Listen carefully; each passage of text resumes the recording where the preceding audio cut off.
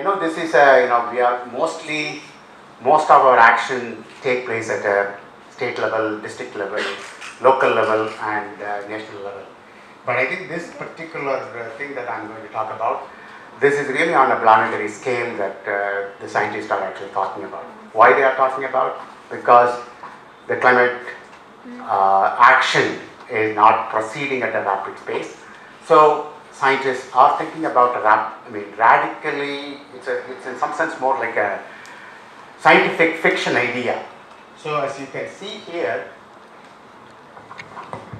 okay, so what is engineering the sky here? So you see this key term here, that is large scale and intentional. Intentional is key here. So basically it is like modifying Mother Earth itself, right? So these particular approaches are called by this name solar radiation management and briefly called SRM, solar radiation modification. And these approaches are also known as what's called solar geoengineering. And here is a schematic that basically represents many options under this particular SRM option. So what are these actually? I mean, these ideas have been actually around ever since climate change was actually known. So basically I think the first idea, if you look at here is an idea where you would put giant approaches. So I'll come to some of these approaches later in a slide, alright? Okay, so before that, why we are actually really, some scientists are alarmed, not only some scientists, in fact, if you look at the newspapers today, almost every day there is a news about climate change, right? So here is a graph that shows how humans are, this is on a planetary scale, on the global scale, how our energy use is increasing with time. So this is 1970 and somewhere here, we are in 1920 here. So our energy use, what is energy use? As simple as electricity used here in this building, petroleum that we use in our car, the fuel that we use in our airplane transport. So almost all human activity needs energy to drive this economic growth, right? So if you look at it, it's almost the growth is exponential. So basically in 50 years time, our energy use basically tripled, right? So this is a main concern. Why we are talking about sustainable development, resilience. This is because of this alarming growth in energy use by civilization. Alright, now here is the key message, that is nearly 85% of that energy comes from fossil fuels. Okay, so basically you can see in this graph, so this is coal, this is oil consumption, and this is natural gas consumption. These are all fossil fuels, and then there are nuclear, hydroelectric and renewable. So you can see actually on a global scale, renewables and nuclear, they are contributing only about 15% to the global, to meet the global energy needs. So in fact, I have been watching this particular type of graph for last 13 years. So we are stuck at, for renewable energy, 15% for almost 3 decades. So this fraction of fossil fuel use is, always stuck at about 85%, right? Now, the problem is this, fossil fuels release carbon dioxide into the atmosphere. So, many of you are already aware that today's climate change problem is mainly driven by the carbon accumulation in the atmosphere, carbon dioxide accumulation, right? And also look at just on a global scale, how big is the problem? Currently, we are releasing about 40 billion tons of carbon dioxide into the atmosphere each year. If you look at each one of us probably is emitting maybe few tons a year. But when we add it up for 8 billion people on the planet, you are talking about 40 billion tons of carbon dioxide. This is not the total amount we have added into the system since pre-industrial time. This is every year right now we are putting into the climate system. So again, you can see here how this is exponentially growing. This is our emission starting from pre-industrial time 1900 to this is 2020. It is really an exponential growth. Alright. Now, so there is a global level network. It's called the Global Carbon Project. So they basically track the carbon budget of our planet. So basically they calculate how much humans are emitting into the atmosphere and how much the land biosphere is taking up that carbon and how much each year oceans are taking up that carbon, and then remaining is staying in the atmosphere. So this is one such figure from that particular project. So this figure shows from 1990 to about 30-35 years. So again you can see even in the last 30 years our carbon emissions, right? This is basically fossil fuel carbon emission each year. So right now somewhere we are here. So even as we speak, every year the amount of carbon we put into the atmosphere, it is keep on increasing. And this is a milestone. For example, let's say 1990. 1990 was the year when Kyoto Protocol was signed. So if you remember, one of the agreement that protocol was the developing nations will phase out fossil fuel emissions. But where we are today, you look at the numbers. Today we are emitting actually 65% more carbon dioxide into the atmosphere than in 1990. Okay. All right. So because what it is doing, so you start with the energy use. Energy use is leading to emissions. Emissions are leading to carbon dioxide emission. So here is a proof that carbon dioxide concentration in the atmosphere is increasing. So the measurements started in 1958. You can see how it has been increasing over the last 60 years or so. Even in the last 60 years, the atmospheric CO2 concentration has increased by 110 ppm. If you compare to the pre-industrial period, it was 280 ppm. Today, our concentration is 420 ppm. So, in some sense, humans, not just us, on the whole planet, the entire civilization is basically creating massive disturbance to the planetary atmosphere. What is the problem with carbon dioxide? Carbon dioxide traps IR radiation, and that is what is leading to global warming. All right. So now let's look at it. If humans were, so this is our carbon dioxide level today. Now, if humans were not actually emitting fossil fuels, we would be confined to this narrow range. This is a carbon dioxide series over the last 800,000 years, right? Almost 1 million years, carbon dioxide basically varied between 180 ppm to 280 ppm. Today, we have basically, so this is what I would call as human footprint on the planet, okay, or atmospheric CO2 composition. So some estimates indicate, in fact, the atmospheres did not see this level of carbon dioxide concentration probably in the last 20 million years. So even on a kind of long geological time frame, humans are having a major impact on the Earth system, okay. All right, now I'm sure some of you may have seen this, if you are following this environmental news. This year is actually a record warming year. So there was news about every month of this year being warmer, breaking the records. For instance, you see this starting from here, almost every month was, these are various years in the past, starting from the pre-industrial period. So every year you can see there is a gradual warming of the global climate system, and this year is exceptionally warming. So the last 6 months have been, I think every month was basically a record breaking month in terms of global mean surface temperature. All right. Yeah, so this is in fact a curve that shows as a single number for basically the month of September. This is only for the month of September, how temperatures have been changing since pre-industrial time.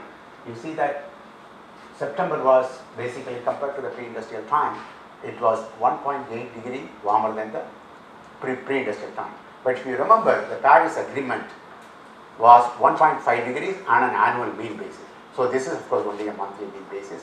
So we are very close to actually breaking the Paris Agreement target that was set in 2015, I think. Yeah.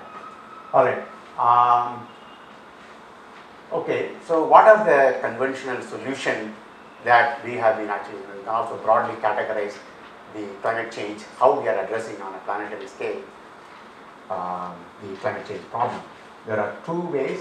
One is what we call as adaptation.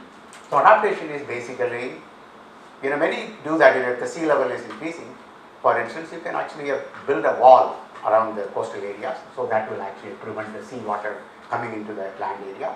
Or even this room, I believe it is air conditioned, right? So nature didn't provide this air conditioning. So this is in some sense an adaptation.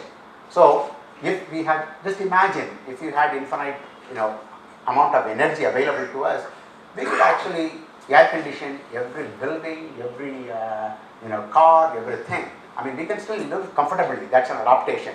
But the problem with that is humans can live comfortably in a home or a building. What would happen? Natural ecosystems, right? I mean, they will bear the brunt of climate change. All right. So the next broader method is what's called mitigation.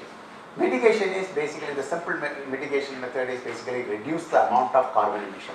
But so far, as you saw in the previous slides, there was no way carbon dioxide emissions were going down. So, but scientists have been telling about this, the best solution is basically find renewable energy, increase the proportion of energy, renewable in your portfolio of energy, but at the same time reduce basically the carbon-based energy energy usage. I think that was. But I mean, ever since I entered into this field, I have been hearing about this, but that's not happened. As I already showed you in a slide, the carbon emissions, even since 1990, we are actually emitting 65% more carbon dioxide emissions. So in fact, this is the right time. I think in the end of the month, COP28 is starting in, COP is basically Conference of Parties, where 195 countries assemble every year to talk about, to negotiate how we can address climate change. So this is basically, again, we have been, ever since 1990, we have been having these conversations, global level conversation about how we can address climate change. And so far, I mean, there is progress in terms of at least awareness and awareness about sustainable development, etc.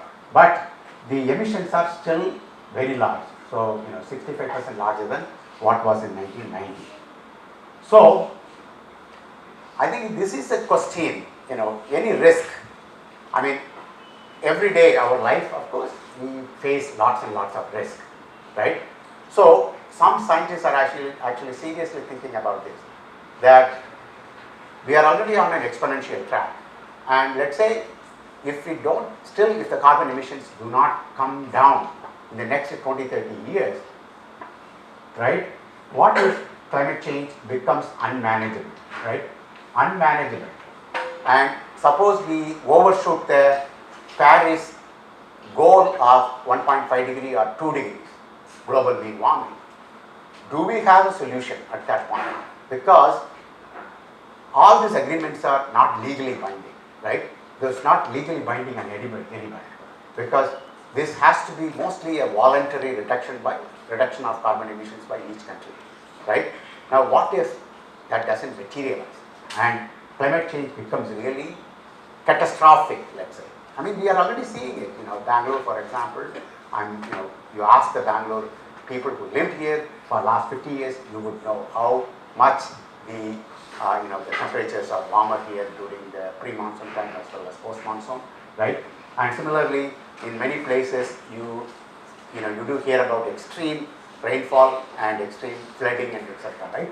So, what if something like that becomes manageable and we really cross this planetary threshold of 1.5 or 2 degrees? And if there is really what we don't know. Sometimes we really don't know what's coming up in the future. It is possible. In everyday life, I'm sure if you think back, there are a lot of unknowns you experience suddenly, right? So in the case of planetary climate, we could be facing such a situation. So what should we do? So this is a selective group of scientists at the global level. They are asking this question: do we have a solution if something like that happens? I mean, this is very unlikely, but if it happens, do we have a solution? All right. Now, first of all, okay, what is that planetary emergency? What could be, right? So, for example, let's say last year there was a big flooding in Pakistan, right? 30 million people are actually affected by the flooding in Pakistan. All right. So it was also a major problem for 2 or 3 weeks. Right. Almost 1/3 of the country was underwater. Right. Now, first of all, do we know it is caused by climate change? What if it is really due to climate change? Right. So this is one particular extreme event. Right, and you could also have what's called a prolonged heat wave. Typically heat waves last for a week or so. Now, in the future, it is possible. In the future summers, you could have very prolonged heating periods. Not just in India, it could be in Europe, it could be in the US, and it could be in even Russia. Right, it can happen around the world. Right, and what if right now the planet actually has major ice sheets in Greenland and Antarctica. What if these ice sheets break because of these are it can happen. It's not unlikely, right? And similarly, there could be famines because of failure of crops in successive years. Even in India, for instance, if we have 2 years of consecutive drought, our economy is severely affected even today. Okay, so these are some possibilities, right? Then. Okay, so in that kind of situation, can we consider this solar geoengineering option or this solar modification approaches? First of all, so this is all of you, I'm sure many of you must have heard about this IPCC, that is Intergovernmental Panel on Climate Change. So their main task is once in 5 to 7 years to come out with a global report. These reports basically are produced by scientists around the world. So it basically produces report on the science of climate change. It also produces reports on what are the likely impacts of climate change in the future, and also what are the ways we can actually tackle this climate change problem. All right. So this particular report, it is about the scientific, physical science basis. So you can see here. So this report is basically it assesses. There are about 200 scientists who are involved in this, producing this report. So I was involved in the last 2 reports. So this is the latest report, and what it says is that, the definition of this particular solar geoengineering approaches. So basically, this is not related to greenhouse gas mitigation. So this is neither mitigation nor adaptation, but this is a method where you would reduce the amount of incoming solar radiation reaching the surface. So this is a totally a different approach, because remember, the planet is heated by sun's radiation, right?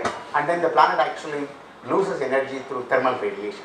Now, to counter climate change, can we use this particular approach of reducing the sunlight that is absorbed by the planet? So what are those? Yeah, so this is of course, if you back, after this talk, if any of you are really interested, you can go back and look at, Google these terms. Geoengineering, solar geoengineering, climate intervention. Intervention, by that, we are basically, humans intervene in climate. I think that's what it really means, climate engineering or solar radiation management. So at least there are about 5 or 6 terms that, during the last 30 years people have been kind of using to describe the same methods, all right. So here is the methods that have been proposed. All right, so first one is basically the original proposal was really more like a space technology. Can you build mirrors and put somewhere in between sun and earth to reflect solar radiation back to space? So this was very intelligent idea in some sense. People who are looking at people who are interested in reading science, sci-fi books and movies. It is something like that. You basically put a big mirror in space which will reflect 1 to 2% of the solar radiation back to space. And the second method is what's called the stratospheric aerosol injection. Here the idea is, if you remember, there is a stratosphere between 10 to 50 kilometer height from the surface of the earth. So here, that's where the ozone layer is actually present. So the idea is basically to inject reflective aerosol particles into this particular stratosphere, where you will basically increase the reflection of sunlight again back to space, because these aerosols can reflect light back to space. The next idea is what's called a marine cloud brightening. So here the idea is to inject salt, micron size salt particles into the clouds, so that this will eventually lead to brightening of the clouds, or the reflective power of the clouds would increase, right? So that's one approach. And then there are also proposals to basically put some basically on the surface of the ocean, make them more reflective. And there are very interesting idea, bioengineering. So basically, it's a very simple physics. Dark leaves absorb more sunlight, light color leaves reflect more sunlight. So can you do bioengineer the crops? Because crops are around 1/3 of the land surface today. So can we actually make the color of the leaves color lighter? That's one option. And something that everybody can do today, that is this what's called whitening of the roofs. So you just have the terrace. In every building there is a terrace, right? And if you keep the terrace light color, maybe basically white color, so you could actually reflect much more sunlight. So that's also another option. So these are various options that have been actually proposed and discussed in the last 2 decades, all right? Okay, so these are the approaches. Now, I think as time progresses, as we study more and more, today in the literature, these 3 approaches, which are all aerosol-based approaches, they are the ones that are under consideration for studying. I wouldn't say they are going to start this, but people are studying these, researching these options. So the first one is the stratospheric aerosol injection. We already talked about it. Second one is cirrus cloud thinning. Let's not really discuss this here because nobody is really today talking about it. And the next one is this marine cloud brightening that we talked about. All right. Okay, so these 3 options are the one. Right now, there is some modeling studies on this. And the last, but what is really happening today is more and more research papers are coming on one particular thing, that is basically putting aerosols into the stratosphere, because the reason is this is doable, and also once you put aerosols in the stratosphere, this could quickly spread around the entire planet within a couple of weeks. That's one reason why seriously people are considering this. And also the cost of taking aerosols into the stratosphere and putting them, this can be done. You have to of course develop new aircrafts for this, but it is feasible. So because of its feasibility and cost, scientists are seriously looking into this particular option. All right. Aerosol comprising of what? Sulfate aerosol, which are reflective. So you need, of course, you can't just put, let's say, absorbing aerosol. That will be catastrophic. For example, there is an aerosol called black carbon, soot. Soot is also an aerosol, but it's an absorbing aerosol. So you have to also optically choose the right aerosol. So mainly reflecting aerosol. Okay, in the beginning, I remember when I started working in this area, definitely I felt like it's a science fiction story. Who is going to do this, right? But it's really, as I talk more and more to other scientists, some of them are really serious about this, right? Because I think they're really afraid that looking at the history of last 50 years of carbon emissions and also the progress that is taking place in these COP meetings, we may actually come to one day a situation to do this. Okay? Now, the question is, okay, this looks, as I said, unnatural. Are there natural analogs? Many times people immediately question, if there is a nature, if there is no example from nature, let us not do it, right? I think there is an option because people like nature-based solutions, right? All right. So apparently there are what is called the major volcanic eruptions. These are different from minor volcanic eruptions. Minor volcanic eruptions, usually the volcanic plume, it goes to maybe a few kilometers into the atmosphere. In major volcanic eruptions, the volcanic particle injection, it goes all the way into the stratosphere. So these kind of volcanic eruptions very rarely happens, something on the order of 30 to 40 years, once in a lifetime kind of eruption. For example, the last major volcanic eruption was in 1991. This is called the Pinatubo eruption. This was in Philippines, right? So this injection basically reached all the way into the stratosphere and it releases sulfur dioxide into the atmosphere. So the sulfur dioxide can be oxidized to sulfate and the sulfate basically reflects sunlight. So that's the option. And even in nature, actually the phytoplanktons in the sea, they emit what is called DMS, dimethyl sulfide.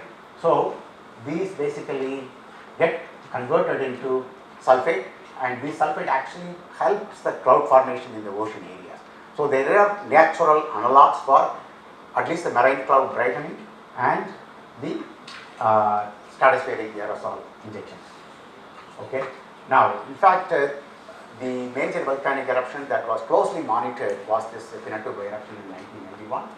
So there is observational evidence that the eruption actually went up in 1991, and you can see in 92 there was a continuous cooling for a couple of years. So this is the evidence that now scientists say that yes, in the nature, when there was a major volcanic eruption, the planet actually cooled by about 0.5 degrees. Now, what if you actually, so in nature what happens is these volcanic sulfates, they get cleaned out by atmospheric processes within a couple of years. So that is why the planet temperature went back to 1991 temperature within 5 years. So the idea is, what if our man-made sulfate eruptions like this, if we do this continuously, because you have to do this continuously, because any aerosol you put into the stratosphere will come down in 2 to 3 years. Alright. So that is basically the natural analog, and people believe if you do something very similar to this natural volcanic eruption continuously, you could actually cool down the planet. Okay. Alright.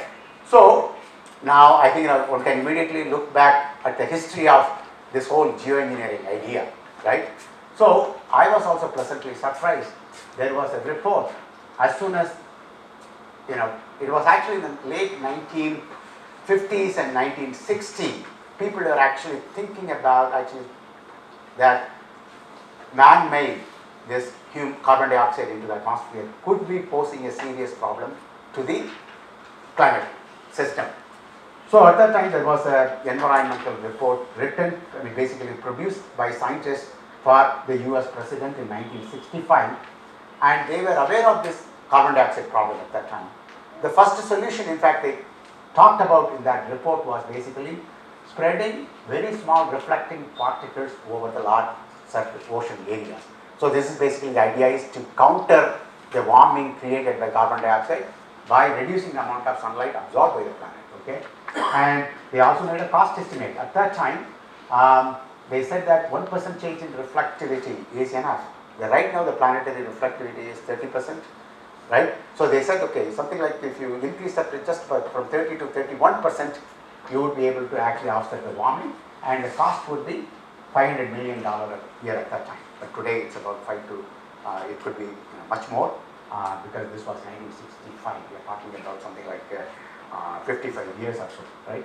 The cost of this magnitude does not seem excessive at that time. All right, but this particular whole field was pretty quiet. There was this 1965 report. Then after that, in 1970s, there was a Russian scientist called Budiko. He basically, in a textbook, he writes how to mitigate climate change. So he also talks about putting sulfates into the stratosphere. Then again, here and there, people thought about this, but occasionally, maybe once in 5 years, there is some article like that in the scientific literature. But then, I actually also started working on this area I think my first paper on this topic was in the year 2000, 23 years back. All right. Then, of course, I'm not a Nobel laureate, so nobody took me seriously. All right. But in 2006, there was this scientist, basically Paul Crutzen. He's a chemist. He got a Nobel Prize in chemistry in 2006. He advocated research into this area. So because he was also very concerned that the emissions are coming down. All right. So he said, okay, at least let us be ready with an option, backup plan, in case something goes wrong to the planet. All right. So basically, he asked scientists to research into this artificial injection of sulfate aerosol into the stratosphere. Okay. So immediately after that, I think the field basically, a lot of researchers. So you just need some guru to basically advocate the research, right? So within 3 years, Royal Society of London, they came out with a report on solar geoengineering. I mean, again, this report basically advocates research into this area, alright. And then after that, there was this 2013 IPCC report. I was also involved in this particular scientific assessment. It basically, and immediately a recommendation was made to at least assess the state of knowledge in this particular domain. And so in 2013, so these were basically some of the highlights from that IPCC assessment of SRM. So it says SRM methods may be able to counteract a portion of the global warming effects. So it says yes, you can maybe it can offset some of the global warming, but it says numerous side effects are there with this risks and shortcomings from these options have been identified. I think some of them are like this: precipitation pattern could change. Because remember, you are trying to put particles into the stratosphere. So this could affect the stratospheric ozone, which is actually very important for the life on the planet, right? Ocean acidification is not addressed, so some of your biology students might know the increase in atmospheric carbon dioxide is actually making the ocean acidic, right? So this acidic ocean problem may not be solved with this particular option, right? So that's what this particular international report found out at that time. Alright, now this is a report that was produced by UNEP and it was published just this year, 2023. In fact, I was also an author in this particular production of this report. It's a very short report, only 40 pages or so. So here are some quick results. I know you are probably only geography students are maybe used to seeing these kind of global maps. Many of us are used to seeing India map or Karnataka maps. But anyway, this is how the global, when you look at the global picture of the climate change, we are used to making these kind of global maps. And what it says is, this is just an example, illustrative example. For instance, if you increase the carbon dioxide, if you double the atmospheric CO2 concentration level, this is the warming pattern that is produced around the planet. This is by computer simulations, right? So the global mean warming, if you double the atmospheric CO2 concentration, is 3.26 watts per meter square. All right. Now, if you basically choose exactly an amount of sulfate in the stratosphere that can offset that, you can see that the global mean warming is completely perfectly offset, 0.01, and this is 3.26. But there are some, the offset is not perfect. You can see there is some residual warming in the high latitudes, and the tropical regions are a little bit cool. But when you average this whole thing out, so this option is not a perfect at every point, but at the global average, it can offset that. And this is the rainfall change pattern with the global warming, and if you do the solar geoengineering, right? So you can see the climate change causes overall an increase in precipitation over the planet, something like 6%, the planetary rainfall increases. But if you do solar geoengineering, look at this. Even though this you perfectly offset, this is not offset. So there is a hard science related to this, why you can't actually simultaneously offset both the water cycle changes as well as the temperature changes. If any student is interested, maybe after the talk, we can talk about this. This is really a research problem. Alright. Now, so the natural question people ask about is, what about extreme temperatures and extreme precipitation? So this is actually research from my own group at the Indian Institute of Science. So you can see the pattern here, the red color indicates the extreme event intensity at extreme events under climate change, and then you have this, the blue line is what we have currently. So under climate change, you can see that the extreme events actually increase. All this red is on the top.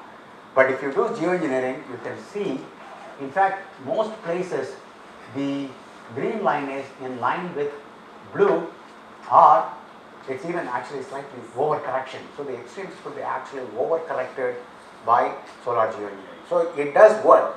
So the solar geoengineering actually is able to mitigate global warming as well as it can actually reduce the extreme events. Okay. All right. In fact, but again, once you get into the research problem, then you have to actually look at all kinds of issues. How you are actually going to inject aerosol?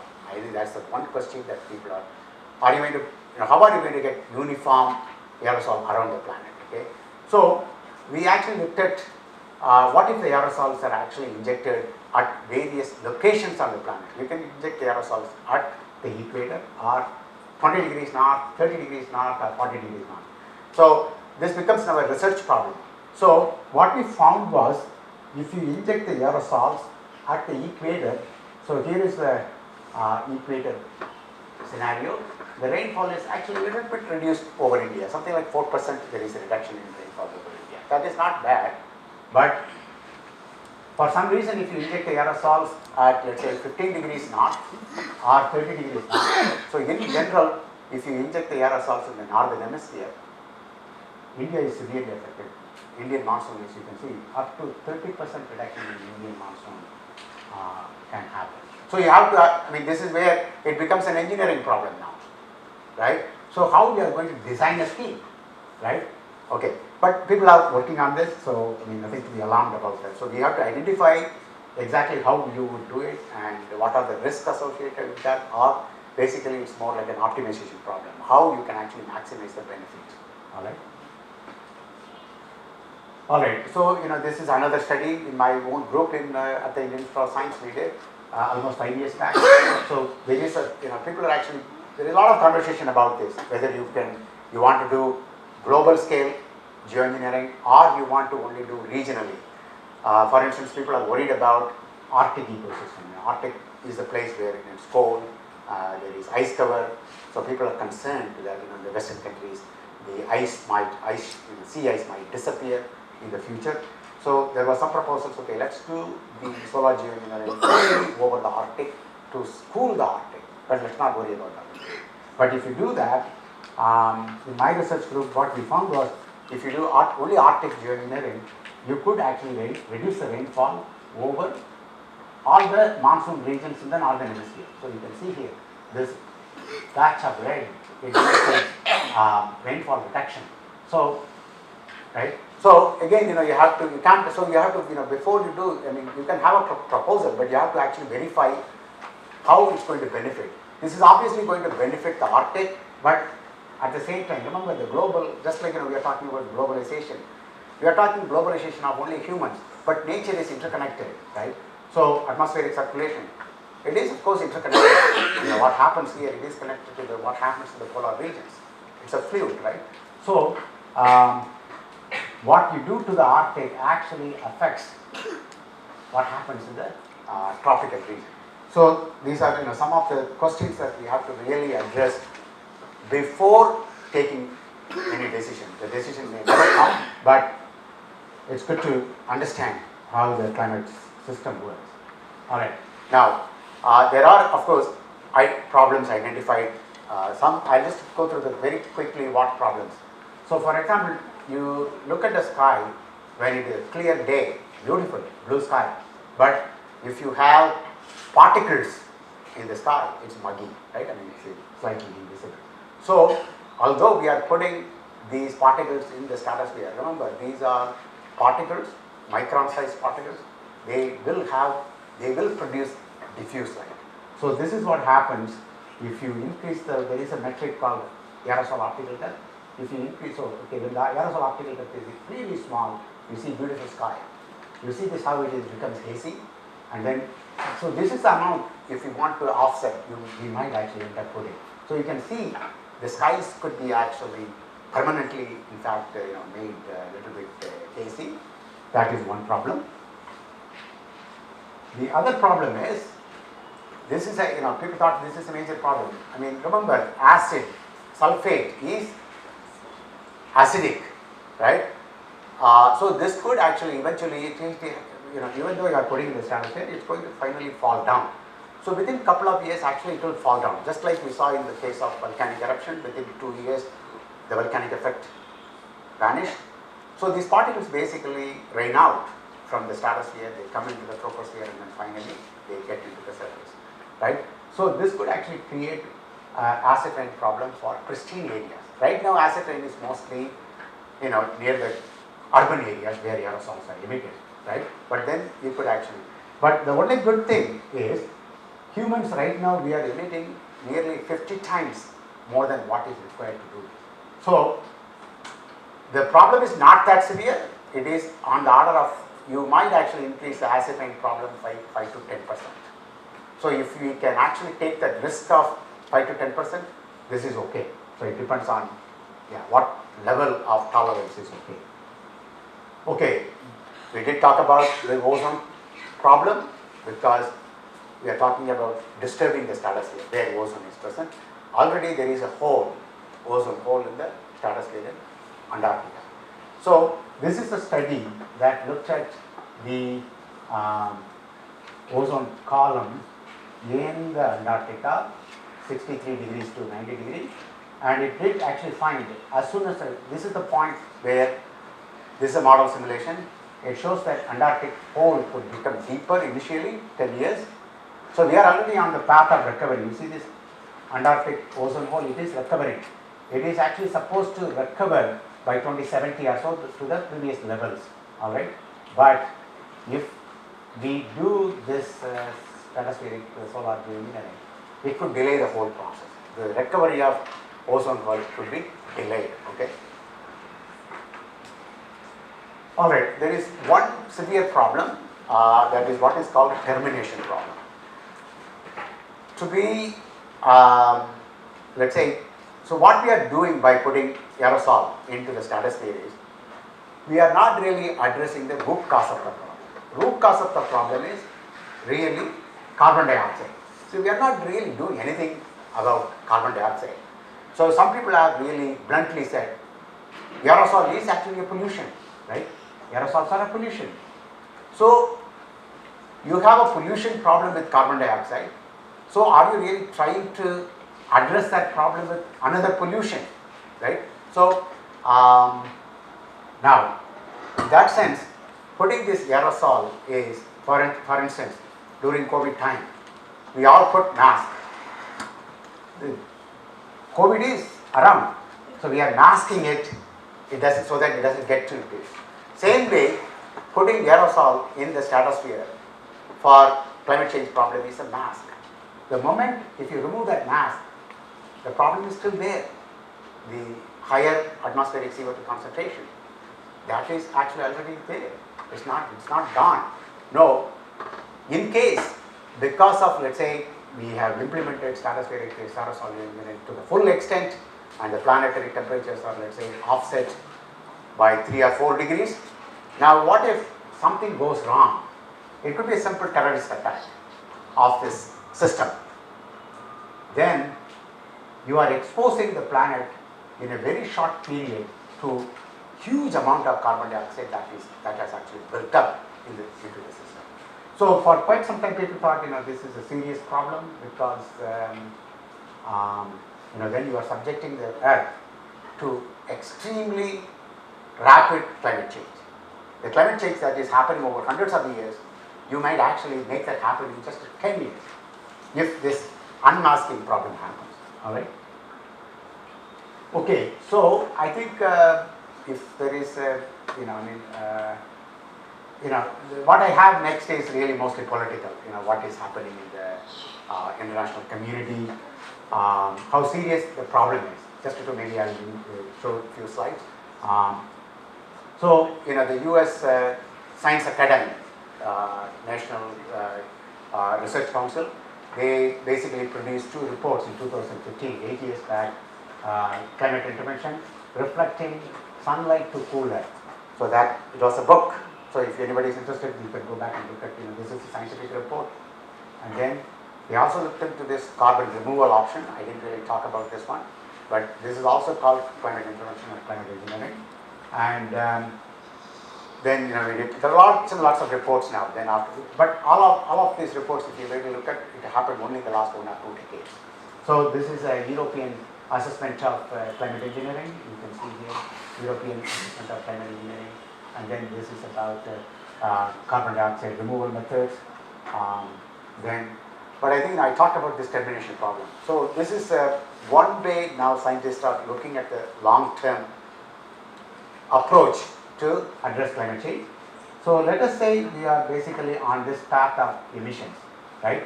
So I think we need to cut emission, but cutting emission may not really, so let's say this is the target of 1.5 degrees or 2 degrees. Now cutting down emission, it's not possible to bring the temperature all the way here. So instead you reduce it a little bit, and then the so-called, I'm sure many of you are aware of this, people are talking about afforestation, and afforestation is one way you can actually remove carbon dioxide from the atmosphere. There are multiple options like that. So those are what is called carbon dioxide removal. So the carbon dioxide removal can bring the temperatures to this level, and then you would employ this geoengineering only during this short period so that the temperature can be kept at your target level. So this is a proposal, all right. Okay, so then this is basically an assessment report which basically said SRM would be effective to address climate change, but it's too early to assess its feasibility. This was mainly, there will be, all I have talked about here is really the physical science issues of solar geoengineering, but there are a lot of social scientists who are, also should be involved in discussion of this. And what do they say? They say public resistance, ethical concern, and potential impact on sustainable development could render SRM economically, socially, and institutionally feasible. Because there is a whole spectrum of people who are doing social science research. We have to actually involve them, and I think that is, of course, happening. But this statement was actually this is a report written by a group of scientists, and the lead was a social scientist. All right. So the latest IPCC report, which came out in 2021, they also assessed this. What do they say? They said, yeah, SRM has the potential to offset warming, but there could be residual climate change and overcompensating change. We saw that in the previous slide. And it could introduce a wide range of new risks to people and ecosystem, like the acid rain problem that we looked at, the termination problem we looked at, the ozone hole problem. So there has to be a holistic assessment of that. And also it said, yeah, there is a lot of uncertainties and knowledge gaps are associated. In fact, there is a lot of risk associated with that, mainly the societal risk. Okay.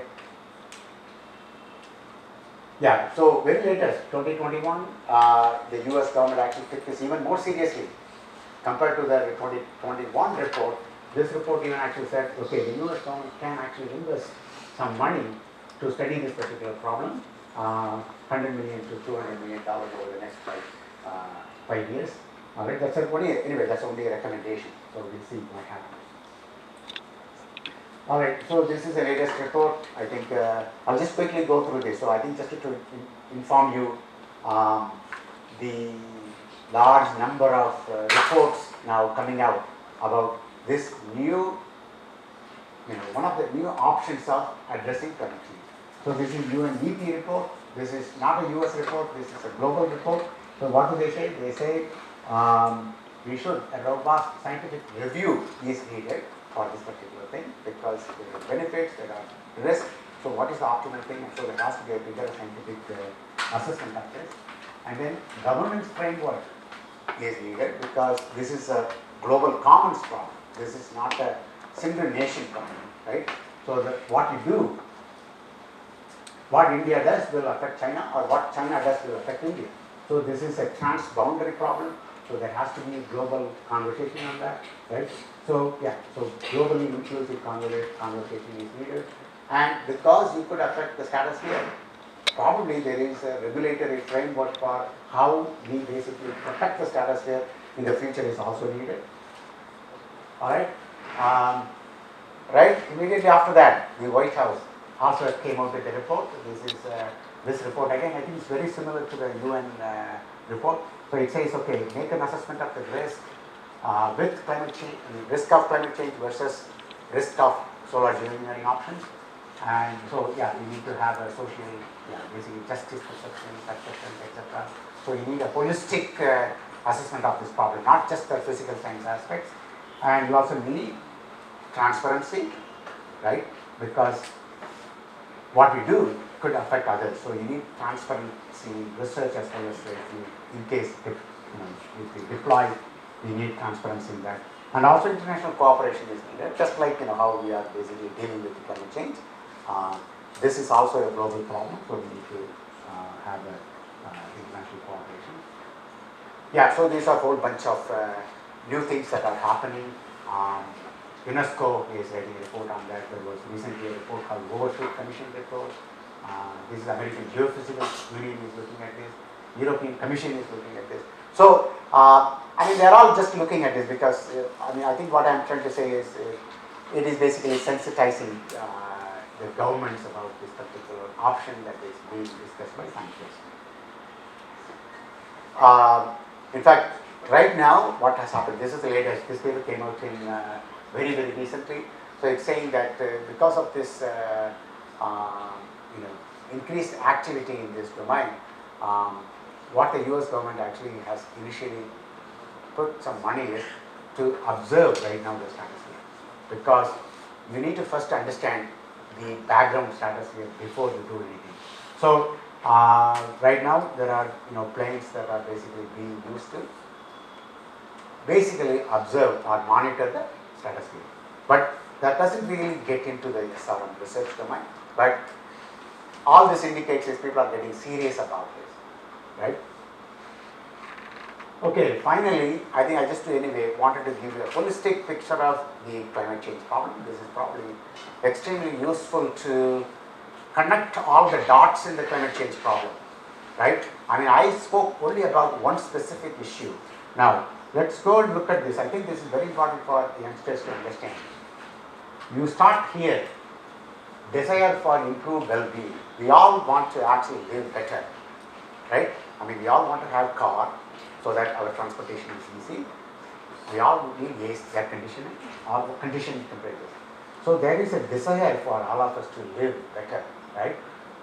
Which will lead to consumption of goods and services. Here, consumption of energy, consumption of water, consumption of food. All of this actually, unfortunately, if you want all of this, it needs energy, consumption of energy.